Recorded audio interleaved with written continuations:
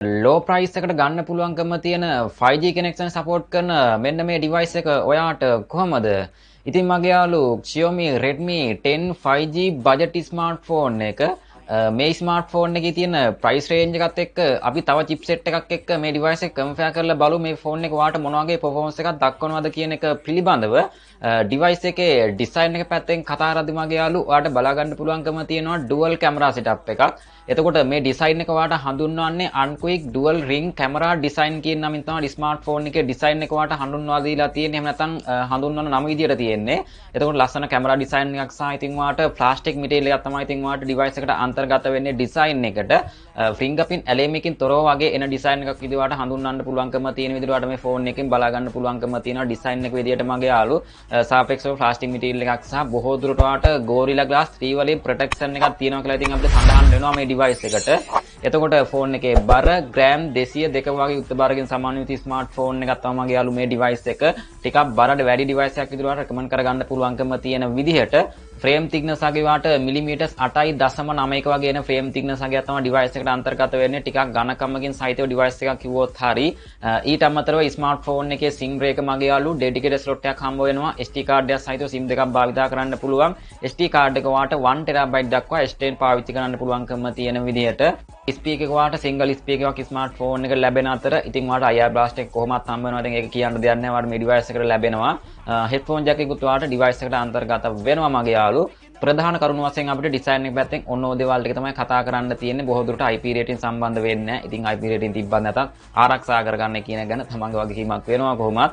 මගේ යාළු ඩිස්ප්ලේ එක පැත්තෙන් කතා කරද්දී වාට Infinity V cutout එකෙන් එන selfie launch එක වාට ඩිස්ප්ලේ එකේ බලා ගන්න පුළුවන්කම තියෙන අතර size එක quality වාට අඟල් 6.5 inches IPS LCD panel එකක් තමයි මගේ යාළුවෝ මේ device එකට අන්තර්ගත වෙන්නේ සහ screen refresh rate එක වාට 9 Hz support කරන screen refresh rate එක price point එකත් එක්ක වාට හොඳ වටින screen refresh rate එකක් device එකට ලැබෙන අතර brightness level එක වාට උපරිම max out nis 400 වගේ එන brightness level එකක් smartphone එකට ලැබෙනවා.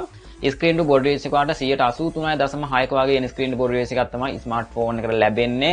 පික්සල් රෙසලූෂන් වාට 1080 2408 කියන පික්සල් රේන්ජ් එකෙන් සමන්විතව 401ක වගේ අඟලකට පික්සල් 401ක වගේ එන පික්සල් ඩෙන්සිටි එකක් තමයි යාළු ස්මාර්ට්ෆෝන් එකට අන්තර්ගත වෙන්නේ. ඩිස්ප්ලේ එකට වාට ප්‍රොටෙක්ෂන් එකක් හම්බ වෙනවා. Coring Gorilla Glass 3 වලින් ආවරණය කරලා තියෙන විදිහට ඩිස්ප්ලේ ආවරණය විදිහට මගේ යාළු ප්‍රයිස් පොයින්ට් එකත් එක්ක ඩිස්ප්ලේ එකේ හොඳ අගනා ඩිස්ප්ලේ ක්වොලිටි එකක් වාට ඩිවයිස් එකෙන් අන්තර්ගත වෙනවා. ප්‍රයිස් එකත් එක්ක වාට හොඳ ඩීටේල් එකක් හොඳ ක්වොලිටි එකක් බලා ගන්න පුළුවන්කම තියෙන විදිහට කලර් ඩෙප්ත් එක පැත්තෙන් වාට 60 මිලියන් වලින් වාට මේ ඩිවයිස් එකට අන්තර්ගත වෙනවා. ඉතින් වාට හොඳ කන්ට්‍රාස්ට් රේෂියෝ එකක් අපිට බලා ගන්න පුළුවන්කම තියෙනවා මේ ඩිවයිස් එකේ තියෙන ඩීටේල් පැත්තෙන් බලද්දී. ඉතින් වාට ප්‍රයිස් එකත් එක්ක හොඳම ඩිස්ප්ලේ ක්වොලිටි එකක් විදිහට තියෙන IPS පැනල් එකක් විදිහට වාට මේ ඩිවයිස් එක කන්ෆර්ම් කරගන්න පුළුවන්කම තියෙන sharpness quality එකකින් යුක්ත වාට මේ ඩිවයිස් එකෙන් මිලදී ගන්න පුළුවන්කම තියෙන ඩිස්ප්ලේ එකේ තියෙන ක්වොලිටි පැත්තෙන් අපිට ලොකුවට වරදක් කියන්න දෙයක් නැහැ. ෆෝන් එකේ තියෙන ප්‍රයිස් එකත් එක්ක Toss me the ball, I'm a really big hitter. Big picture, I'm a straight killer. Rising the song to the high. RAM එක සහ ROM එක ඩිවයිස් එකට අන්තර්ගත වෙනවා 4GB සහ 6GB RAM එකක්. ඊට අමතරව ROM එක 64GB සහ 128GB වලින් වාට ඩිවයිස් එක මිලදී ගන්න පුළුවන්කම තියෙන උපරිම max out ROM එක විදිහට OS එක අපිට Android 12 base එකෙන් support කරන විදිහට මගේ යාළුවෝ chipset එක වාට හම්බ වෙනවා MediaTek Dimensity 700 nanometers වලින් support කරන chipset එක තමයි වාට ඩිවයිස් එකට ලැබෙන්නේ. Core එකෙන් CPU එක හම්බ වෙනවා. එතකොට Mac clock speed එක වාට MHz 2200 වගේ අගයක් ස්පීඩ් එකක් අපිට බලා ගන්න පුළුවන්කම තියෙන විදිහට GPU එක පැත්තෙන් වාට Mali G57 MC2 කියන graphic version එකෙන් සමාන්විතව අපි වීඩියෝ එකේ මුලින් කිව්වා වගේම සාපේක්ෂව මේ ෆෝන් එකේ ප්‍රයිස් එකත් එක්ක වාට සංසන්දනය කරගන්න පුළුවන්කම තියෙන chipset එක තමයි MediaTek Helio G88 වලින් එන gaming chipset එකක් වෙන 12 nanometers වලින් support කරන chipset එක. මගේ යාළුවෝ මේ device එකේ තියෙන chipset එකත් එක්ක අපිට Helio G88 chipset එකත් එක්ක compare කරද්දී වාට මෙන්න මේ වගේ අගයක් බලා ගන්න පුළුවන්කම තියෙනවා.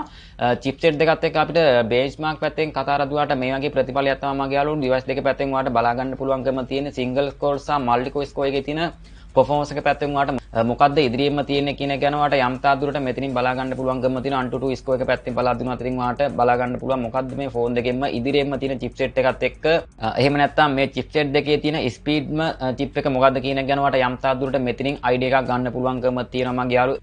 අනිත් දේවල් පැත්තෙන් කතා කරද්දී වාට CPU performance එහෙම නැත්නම් වා සිස්ටම් වගේ භාවිතා කරද්දී වාට වැඩි ප්‍රතිඵලයක් එහෙම නැත්නම් වැඩි ස්පීඩ් එකක් බලාපොරොත්තු වෙන්න පුළුවන්කම තියෙනවා මෙන්න මේ ගේමින් චිප්සෙට් එකත් එක්ක එන අපිට MediaTek Dimensity 700 කියන මෙන්න මේ processing යුක්ත අපිට බලා ගන්න පුළුවන්කම තියෙනවා මේ device එකට Redmi 10 5G smartphone එකකින් වාට වැඩි ස්පීඩ් එකක් වාට මේ device එකට අන්තර්ගත වෙනවා ඒ වගේම තමයි ගේමින් පැත්තෙන් උනත් ඉතින් වාට වැඩි ප්‍රතිඵලයක් 88 එකට වඩා ඉතින් වාට හොඳ performance එකක් මගේ යාළු මේ device එකකින් ලැබෙනවා කියන එක ගැන වාට මෙතනින් සඳහන් කරගන්න පුළුවන්කම තියෙන අතර ඒ වගේම තමයි බැටරි පැත්තනොත් වාට හොඳ battery use experience එකක් වාට මේ device එකෙන් වාට අන්තර්ගත වෙනවා. ඉතින් මගේ යාළු වාට උපරිම කෙටියෙන් තමයි කතා කරන්නේ. එතකොට මේ ෆෝන් එකේ තියෙන chipset එකත් එක්ක වාට 88 chipset එක මොන වගේ ප්‍රතිඵලයක් දක්වනවද කියන එක ගැන තමයි ඉතින් වාට යම් තාක් දුරට මෙතනින් සඳහන් කරේ. ඒ වගේම තමයි අපිට මේ chipset එකත් එක්ක එන දේවල් පැත්තෙන් කතා කරද්දී වාට බලා ගන්න පුළුවන්කම තියෙනවා මගේ යාළු single core සහ multi core score එක. අපිට benchmark පැත්තෙන් වාට මේ වගේ ප්‍රතිඵලයක් device එකට අන්තර්ගත වෙනවා. එතකොට මේ chipset පැත්තෙන් වාට හොඳ performance එකක් බලා ගන්න පුළුවන්. හොඳ display quality එකකින් යුක්තව. එතකොට හොඳ camera quality එකක් හම්බ වෙනවා. සාපේක්ෂව ගේමින් එක්ස්පීරියන්ස් එකක් බලාපොරොත්තු වෙන්න පුළුවන්කම තියෙන chipset එකක් තමයි යාළු මෙන්න මේ ස්මාර්ට්ෆෝන් එකට වාට හම්බ වෙන්නේ. සහ වාට කනෙක්ටිවිටි පැත්තෙන් එහෙම නැත්නම් අපිට data speed එක පැත්තෙන් වාට හොඳ performance එකක් හොඳ අගයක් device එකට අන්තර්ගත වෙනවා. බජට් එකත් එක්ක වාට ඒක ගැටලුවක් එන්නේ හොඳ speed එකක් වාට මේ device එකට අන්තර්ගත වෙනවා.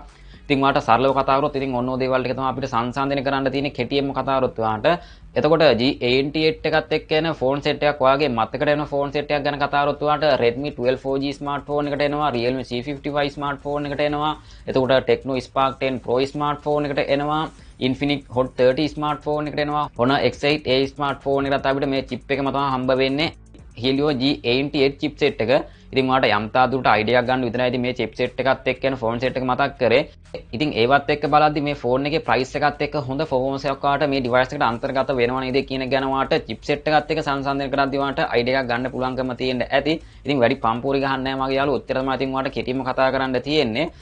කැමරා setup එක පැත්තෙන් කතා කරද්දි වාට dual camera setup එකක් අන්තර්ගත වෙන විදිහට මගේ යාළුවෝ megapixel 50ක aperture f1.8 වලින් wide lens එකක් සහ megapixel 2ක aperture f2.4 depth lens එකක් වාට බලා ගන්න පුළුවන්කම තියෙනවා. ඉතින් අපිට සාපේක්ෂව කැමරාවේ තියෙන සාපේක්ෂව ෆීචර්ස් පැත්තෙන් වාට auto focus night mode එක portrait mode එක එතකොට panorama mode එක face detection පහසුකම HDR features එක එතකොට ISO settings සහ ඉතින් වාට scene mode එක එතකොට timeless path touch focus සහ white balance settings වගේ අපිට සාපේක්ෂව feature set එක තමයි ඉතින් වාට මේ ටික වාට අනිවාර්යෙන් හම්බ වෙන විදිහට මගේ යාළු වීඩියෝ රෙකෝඩින් පැත්තෙන් කතා කරද්දී වාට 1080p 30fps දක්වා වීඩියෝ ක්වොලිටි එකක් ස්මාර්ට්ෆෝන් එකට ලැබෙන අතර මගේ යාළු අනිවාර්යයෙන්ම channel එක subscribe කරන්න අලුත් කෙරෙන්නම් selfie කැමරා පැත්තෙන් වාට megapixel 5ක aperture f2.2 lens එකක් තමයි හම්බ වෙන්නේ selfie වීඩියෝ පැත්තෙන් වාට 1080p 30fps දක්වා වීඩියෝ ක්වොලිටි එක selfie කැමරා පැත්තෙන් වාට ලැබෙනවා අතර මගේ යාළු එතකොට sensor පැත්තෙන් වාට මේ device එකට අන්තර්ගත වෙනවා NFC සහ ඉතින් අපිට sensor side mounted fingerprint scan එකක් තමයි ස්මාර්ට්ෆෝන් එක ලැබෙන්නේ accelerometer එක proximity සහ compass sensors වලින් යුක්තව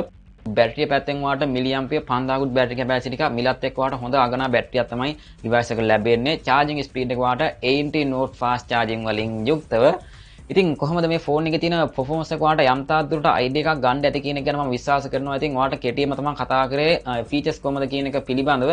ඉතින් අය වගේම තමයි price එක පහල comment එකෙන් වාට price එක දැනුවත් වෙන්න පුළුවන්කම තියෙනවා මගේ යාළුවෝ. ඔයා වීඩියෝ බලද්දී price එක change වීමකින් සහිතව ඒ වගේම තමයි අනිවාර්යයෙන්ම යම් තාක් දුරට idea එකක් ගත්තා නම් channel එක subscribe කරලා channel එකත් එක්ක සම්බන්ධ වෙන්න මගේ යාළුවෝ. මේ වගේම තවත් supreme phone review එකකින් ඉතින් කොළඹ උසාවියේ ඩීපීටයි පරිස්සමෙන්ම ඉන්න